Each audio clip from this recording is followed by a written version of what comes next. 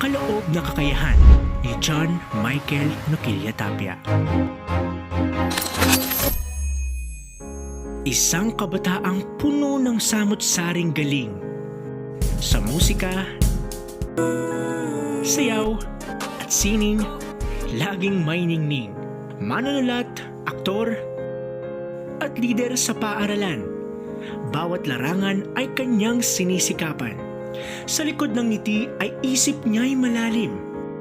Laging hinahanap ang saysay at damdamin. Bawat hamon ng buhay ay kanyang pinagnilayan, ninanais matagpuan tunay na kahulugan. Ang landas niya sa buhay ay puno ng hirap. Mga pagsubok tiniis niya kahit mahirap.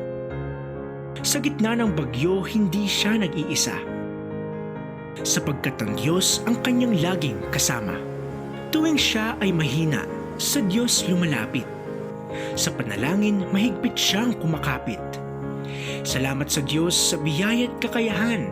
Kung walang Diyos, siya'y walang kabuluhan.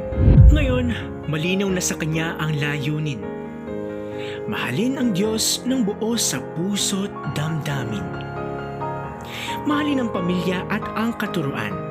Buhay niya'y alay sa Diyos, magpakailanman.